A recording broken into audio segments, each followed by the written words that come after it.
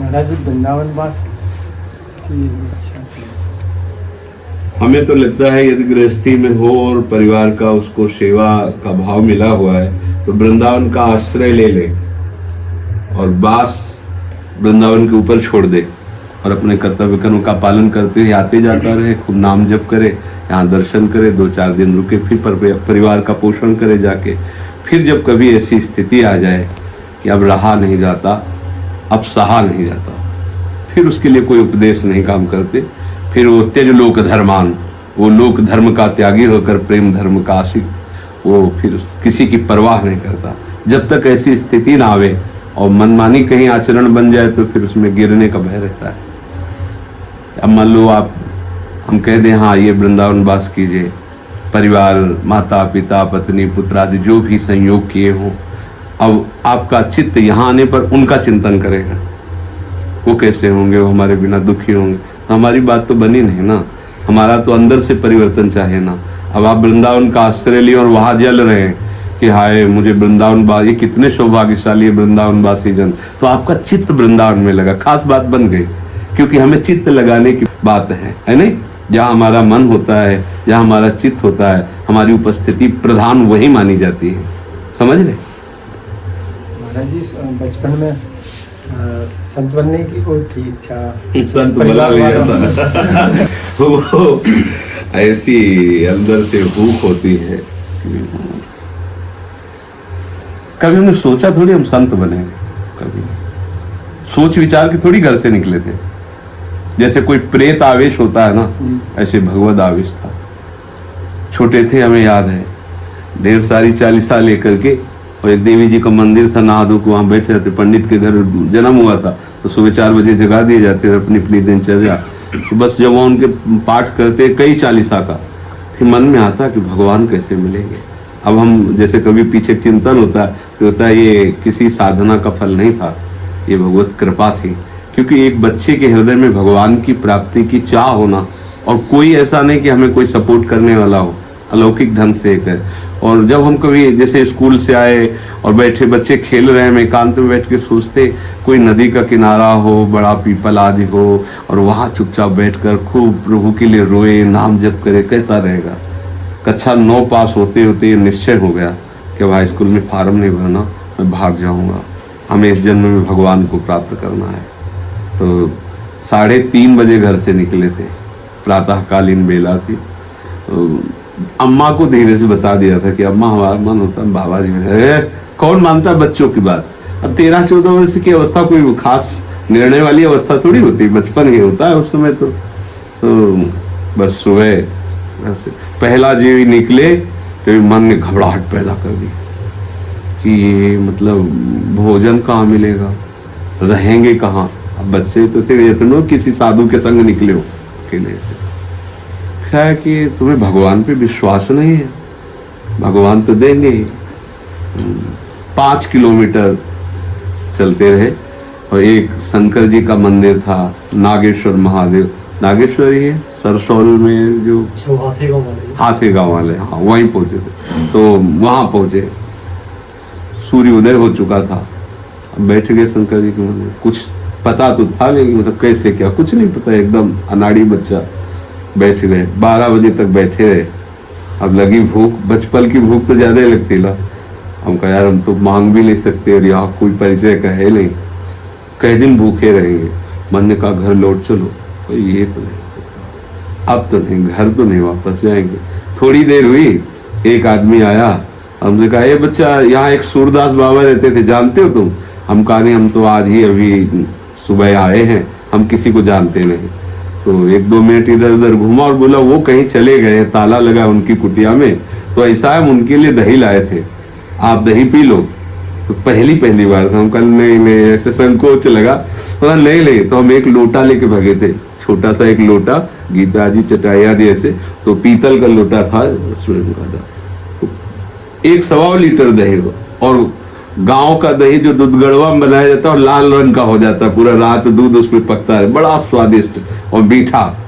अब 1.25 litre P के पूरा एकदम, अब वो गया शंकर जी का जो ऐसे लिपट करके रोए कि भगवान मुझे विश्वास हो गया कि आप मुझे प्यार करते हैं और मेरा निर्वाह कर देंगे। गांव के कक्षा 9 पढ़े, ना हमें संस्कृत आती है, ना हमें शास्त्र आते हैं, बस ये है कि ऐसे गोद में देखा प्रभु हमें लेते हैं। आज भी महादेव जी वैसे ही निर्वाह कर रहे हैं, ऐसी जगह ट्रांसफर किया है, निहाल हो गए, निहाल। महादेव जी ने तो भेजा है, हम तो काशी के घाटों में अपना जीवन व्यतीत करने का संकल्प किए थे। मरेंगे तो यही महादेव जी की नगरी में, जैसे वो पोषित करेंगे। किसी आश्रम नहीं जाना, किसी से मांगना नहीं, धन पास नहीं रखना, कोई परिचय नहीं, बिल्कुल ऐसे मुर्दे की तरह जीवन व्यतीत करना। और महादेव जी ने फिर ट्रांसफर कर दिया वृंदावन, और ये रास रंगोल का है। तो बाबा बना नहीं जाता। हम ना कभी सन्यासी बने, ना हम कभी वैष्णव बने, हमें बनाया गया। आगे से आगे, आगे से आगे पकड़ कर इनसे मिलो, ऐसा करो, ऐसा करो, ऐसा, वो सब करने वाले।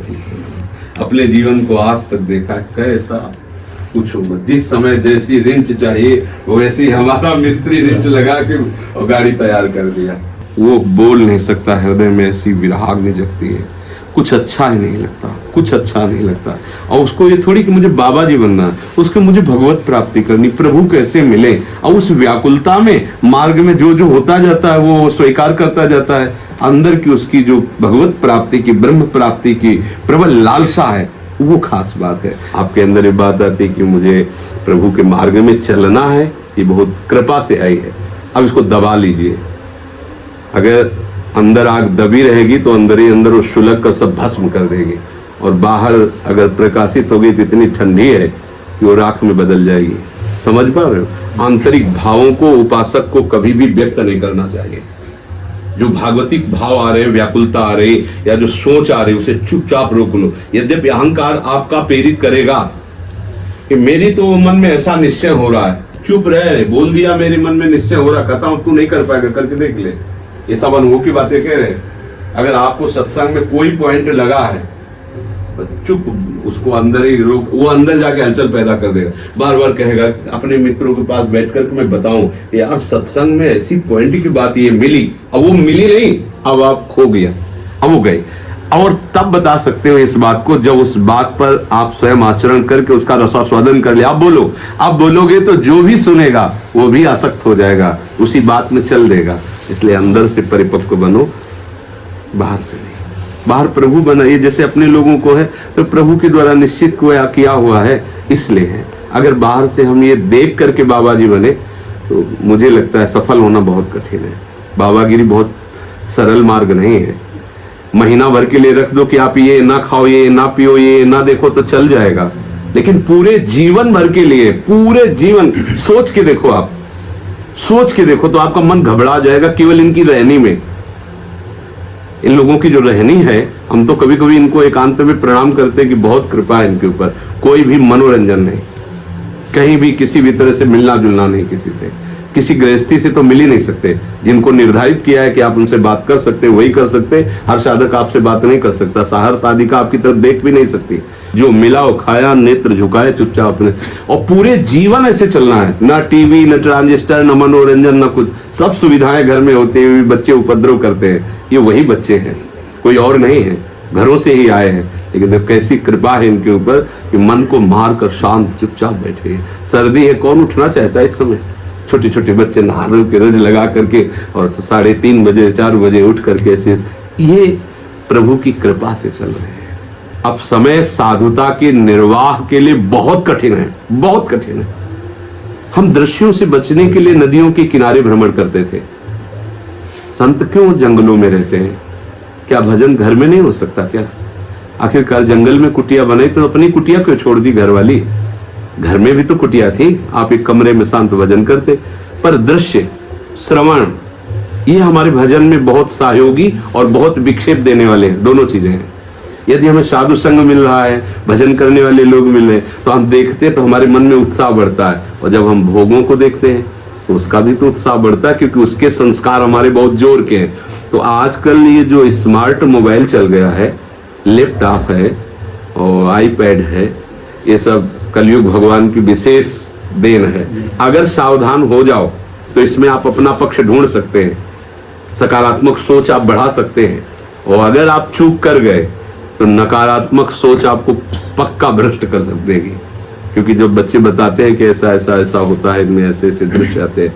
अब साधु जिन दृश्यों के बचने के लिए नदी आदि का किनारा, गुफा आदि, पर्वत आदि, जंगलों का सेवन करते थे, जिन दृश्यों को देखने को ना मिले ऐसे, इसीलिए तो भजन कहीं भी हो सकता है, पर भजन होने के लिए हमें आसपास का माहौल, दृश्य, ये सब चाहिए। इसीलिए निर्जन एकांत गंगा के किनारे बैठे गंगा की धारा देख रहे, या जहां वृक्ष हैं, गुफाएं हैं, ऐसे शांत बैठे, पशु पक्षियों की आवाज है, निरंतर भजन में लगे। लेकिन स्मार्ट मोबाइल हमारे जेब में है, अब हमारा मन इस समय नहीं लग रहा है, तो प्राय हम देखते हैं, प्राय जिनके पास स्मार्ट मोबाइल है, एकांत में बैठकर वो उसी में लगे होंगे। किसका मैसेज आया, चलो नहीं कुछ है तो गेम ही खेलते हैं। ये मतलब बहुत बुरी तरह से परमार्थ को चौपट करने के लिए पूरी व्यवस्था हो चुकी है। अगर भजन की बहुत बढ़िया व्यवस्था सिद्धांत है, तो माया भी अपने बहुत बढ़िया व्यवस्था सिद्धांत रखती कि ठीक अंधेर। पहले साधक जन कंठी या गुरु की छवि या ऐसे गले में, अब आप प्राय देखो या तो जेब में भरा होगा और या तो ऐसे गले में टांगे हुए स्मार्ट मोबाइल ऐसे। अब क्या भजन होगा?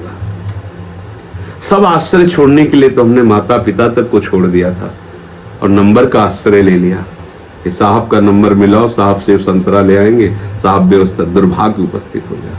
भगवद आश्रय हीन करने के लिए बहुत बढ़िया व्यवस्था हो गई कलयुग की, क्योंकि कलयुग का ऐसा सुप्रभाव है कि यदि यहाँ 24 घंटे एकाग्रता पूर्वक भजन हो जाए तो हजारों वर्ष की तपस्या उसके समान नहीं हो सकती। कलयुग का ऐसा सुप्रभाव है, लेकिन कुप्रभाव भी ऐसा है कि मिनट भर भी आपको चैन से नहीं बैठने देगा। अगर बैठ गए तो पार हो गए। बहुत बड़ा इसका सुप्रभाव भी है। कल करे पुनीत प्रतापा, मानस पुण्य होई और नहीं पापा। पहले था मानसिक पाप भी सोच लो तो दंड मिलेगा, अब ये छूट है इसमें। पर इसमें छूट होते हुए इसकी बलवत्ता इतनी कि यदि चतुराई से बच गए तो बच गए, नहीं वो आपको कपट जाल में डाल देगा। अब नए नए बच्चे कौन ऐसा है जो मोबाइल न रखता? सोचो, बड़े बड़े अच्छे महात्मा जब किसी ऐसे दृश्य को देखा तो इतिहास साक्षी है, वो विचलित हो गए। जो जंगलों में रहने वाले थे, घास पत्ता फल फूल खा के रहते थे, उन्होंने जब किसी ऐसे दृश्य को देखा तो विचलित हो गए। शास्त्रों में, इतिहास में भरा पड़ा हुआ है।